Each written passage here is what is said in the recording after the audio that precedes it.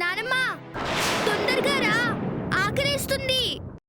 నానమ్మ ఆకలేస్తుంది, తొందరగా రా.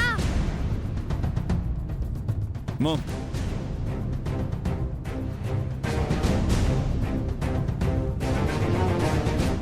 ఏంటమ్మా ఇదే? పని వాళ్ళు చేయాల్సిన పనులు నువ్వు చేస్తున్నావు. పనులన్నీ మానేసి ఇలా ఇంట్లో ఉంటున్నావు. ఈ సిటీకి మేయర్ అన్న విషయం మర్చిపోయి ఇలా పాపకు అన్నం కలుపుతూ కాళ్ళకు తైలం రాస్తూ సేవలు చేయడం నాకేం నచ్చడం లేదమ్మా. శక్తి, అవునమ్మా, పని వాళ్ళ పనులని నువ్వు చేయడం ఏంటి? తల్లి ప్రేమగా అన్నం ముద్దలు తినిపిస్తుంటే ఆ ప్రేమతో ఆనందం అనుభవిస్తూ సంతోషంగా ఉండాల్సిన పాప ఇలా ఎవరో తెలియని పరాయి వాళ్ళింట్లో నడవలేని స్థితిలో తల్లిదండ్రుల కోసం ఎదురు చూస్తూ ఉంటే ఆ బాధ ఎలా ఉంటుందో అనుభవించే వాళ్ళకి తెలుస్తుందిరా.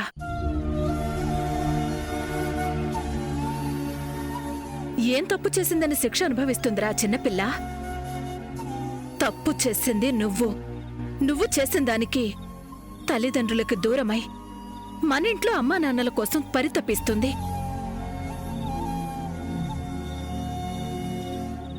ఆ పాపకిలాంటి పరిస్థితి రావడానికి కారణమైన మనమే తనని బాగా చూసుకోకపోతే ఇంకెవరు చూసుకుంటారా?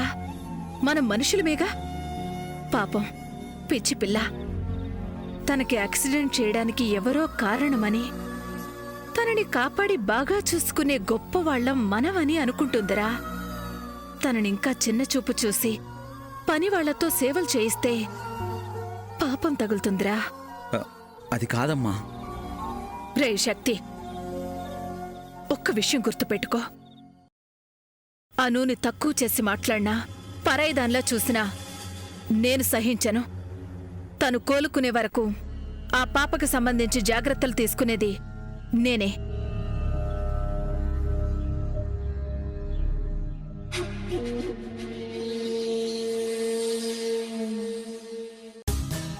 ఇంతసేపు ఏంటి నానమ్మ ఆకలేస్తుంటే? ఇదిగో వచ్చేసానుగా.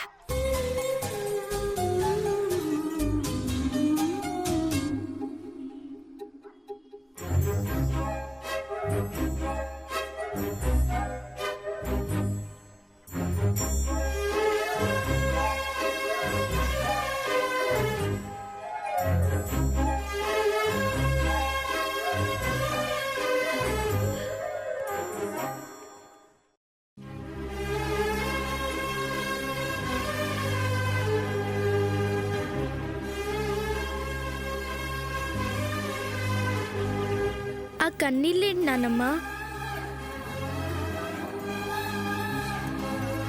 ఏం లేదమ్మా, నువ్వు తిను. కళ్ళల్లో నీళ్ళు కనపడుతుంటే ఏం లేదంటావేంటి? దేనికైనా బాధపడ్డావా? చెప్పు నానమ్మా. అమ్మా, అలాంటి వాళ్ళది నిజమైన ప్రేమ కాదు, అది వ్యామోహం. ఎగ్జాక్ట్లీ చిన్నత్త, నిజంగా ప్రేమించుకున్న వాళ్ళు అలా చేయరు.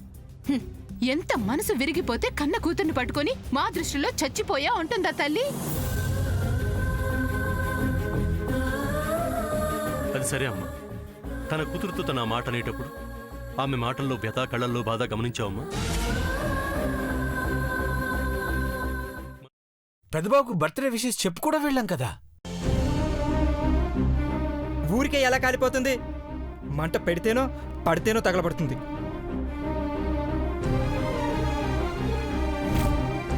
కరెక్ట్ చిన్నబాబు, నీకొచ్చినట్టే నాకు డౌట్ వచ్చింది. పార్వతే షర్టును తగలబెట్టిందనుకుంటా.